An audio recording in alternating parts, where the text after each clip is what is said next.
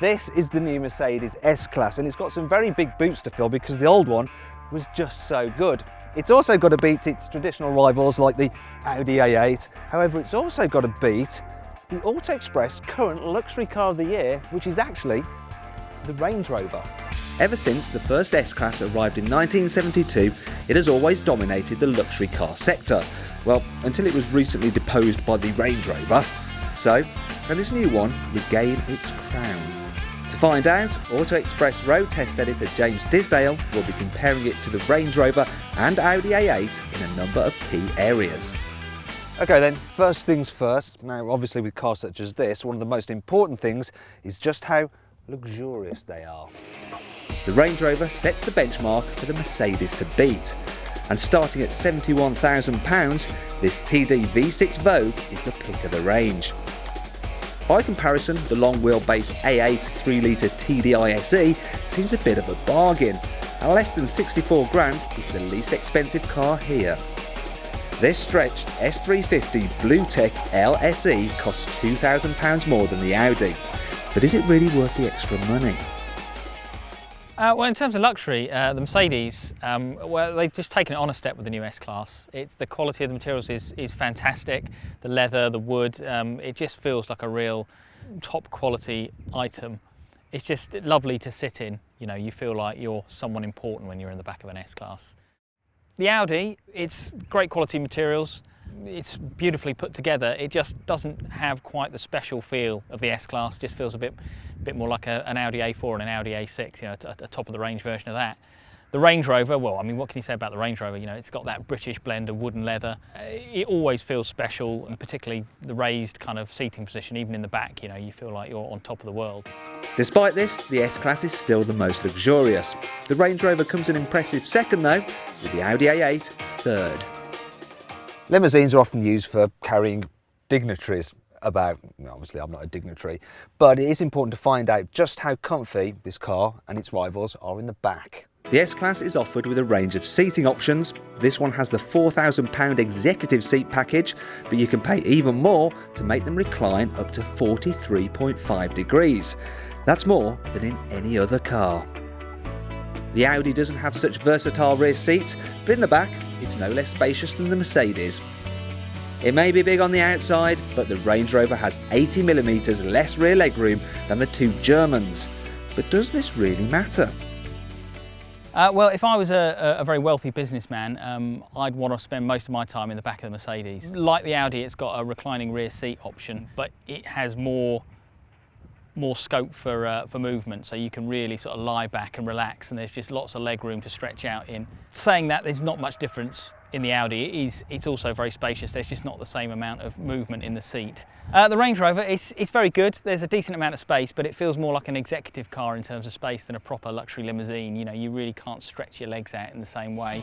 So, in terms of rear comfort, the S-Class leads the field, followed by the A8 and then the Range Rover. Limousines may often be used for chauffeuring people about, but what if you're a chauffeur or you just want to drive the car yourself? Well, how they drive is also very important. The Range Rover may well be able to go off-road, but really, very few owners will.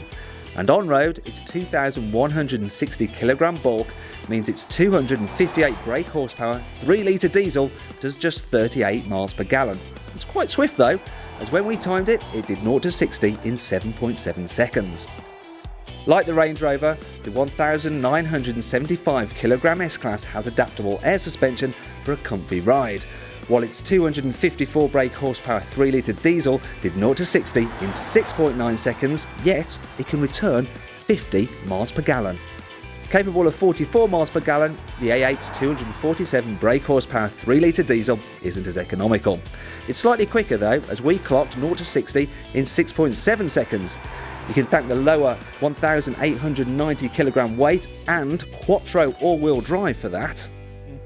The Audi is kind of the dynamic driver's choice. It's got a lot more grip. The quattro system inspires lots of confidence. It just feels more urgent when it's accelerating. It feels like, you know, you can throw it down a back road despite its vast size. It's actually quite fun to drive. The Range Rover, it's kind of It's very, very nice. It's just soft. It's not a car that wants to be pushed, but given its size and its height, it's actually remarkably good. The Mercedes has clearly been designed for comfort. Even in sport suspension setting, it sort of wafts along, soaking up the bumps. The steering's beautifully weighted and it's very precise, but it's not a car that really wants to be hustled. It just wants to move along at its own pace, which in fairness is quite quick. I mean, even that diesel engine has got lots and lots of torque and it really, really motors along. Bearing in mind, these cars are aimed as being comfy cruisers. The Mercedes is the best to drive, followed by the Range Rover and finally the Audi, on account of its sportier edge. Mercedes likes to think that its S-Class is at the cutting edge of technology. But how does it actually measure up compared to its rivals? Both the Audi A8 and the Range Rover are gadget laden. You can get posh stereos, high-tech screens, surround cameras and huge sunroofs. But being the newest, the Mercedes has an advantage. It gets the latest displays, most advanced night vision system and even hot stone massage seats. Since it made its debut in 1972, the Mercedes S-Class has kind of become a byword for cutting-edge technology, and they've done it again, basically. This car is just overflowing with gadgets. I mean, it takes a good 15 minutes after you first sit in it to work out what does what and how it does it. It's just a technical tour de force. It's remarkable. It really is amazing. I mean, you'd spend a lifetime with that car and still be finding things that it could do that you never knew about. The Audi is very good, and in isolation you'd think this car is brilliant, but it just feels a little old tech with its standard analog instruments and things like that. The Range Rover, well, you know, it tries, but it just feels a little bit off the pace here. The touchscreen sat-nav is starting to feel really creaky now. The TFT dials, they're good, but you sit behind the wheel of the S-Class and they suddenly feel massively outdated in the Range Rover. It's clear the S-Class leads the field for technology, as well as being the most luxurious, plus the best to drive and to be driven in. But there's just one last thing we need to consider. A car such as this are sometimes used by criminals to carry bodies about, so it's important you can fit a human in the back.